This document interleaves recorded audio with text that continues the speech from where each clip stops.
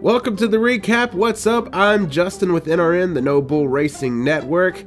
Boy, only one car was in contention for the win today, and that was Kevin Harvick, who would straight up put a beating on the field to win for the second week in a row. And if this keeps up, they're going to have to start handing out bonus points to the driver that finishes second to Harvick.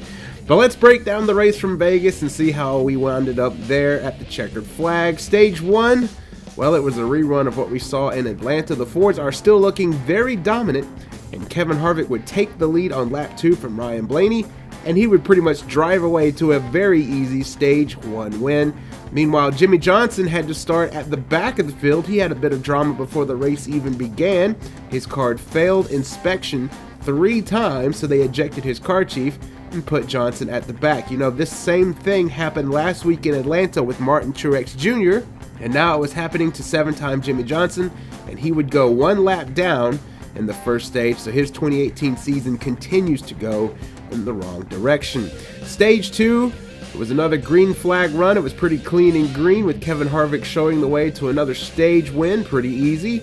That time he would have a 5-second lead over second place Ryan Blaney, but in that stage, Kyle Larson did start to show some speed in his Chevy, and he was able to get up to third. He was the highest running Chevy, but the rest of the Hendrick Chevys were still struggling, and Chase Elliott was the highest running of them, running in around 10th, which is where he finished after a hard-fought race in Atlanta, so he has about a 10th place car.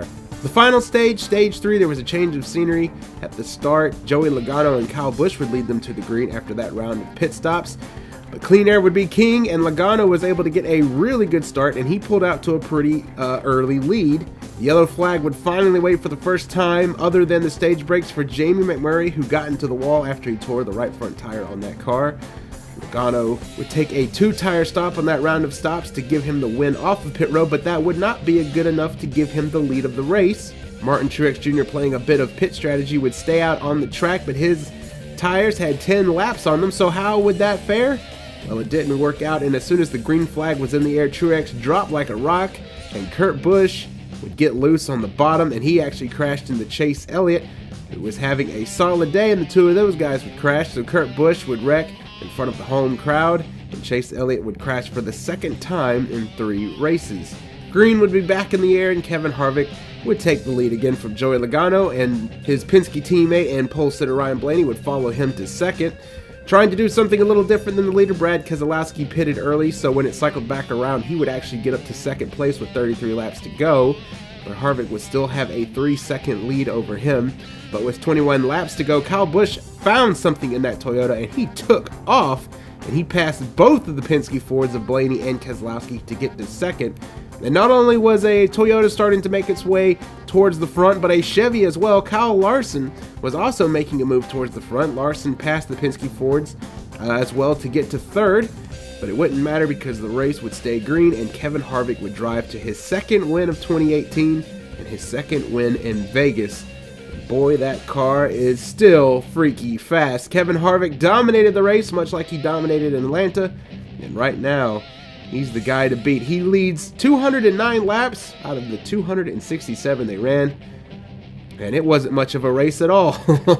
But let's look at the top 20 finishers of the Pennzoil 400 from Las Vegas.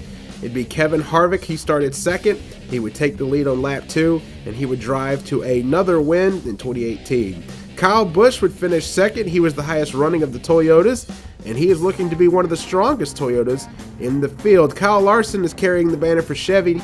He's gotten the best finish for Chevy at Atlanta, and he picks up third and the best finish for Chevy in Vegas. Martin Truex Jr. would be fourth. He's also in a Toyota and running really well.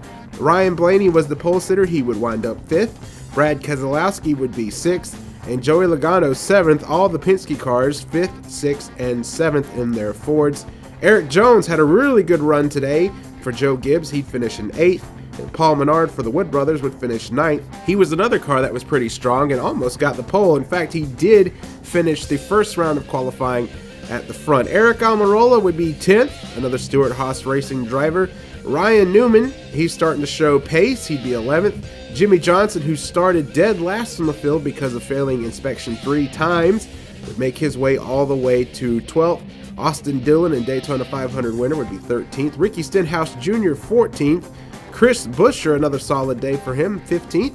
Alex Bowman would be 16th. Denny Hamlin did not have a good day today. He struggled, never even getting in running in that top 10. He'd be 17th. Clint Bowyer 18th. Casey Kane would be 19th. And Trevor Bayne for Roush Racing would be 20th. That is your top 20 finishers of the Pennzoil 400. So Vegas was pretty clean and green. Long green flag runs, which I figured we'd see that. But not a lot of action out there today. Jamie McMurray blew a right front tire and hit the wall, and then Kurt Busch crashed into Elliott, taking out two contenders of the race. Of course, I use the word contender lightly because no one other than Harvick was really in contention for this one.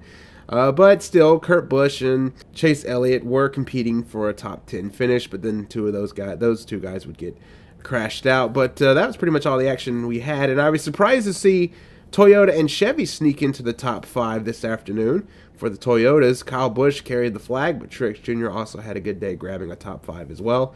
And Kyle Larson continues to be the best Chevy out there right now. He had the highest finishing Chevy at Atlanta, and he's got the highest finishing Chevy here in Vegas.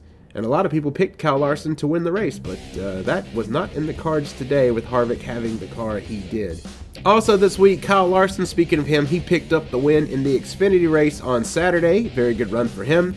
And Kyle Busch got the win in the truck race, which was very exciting. That was Friday night.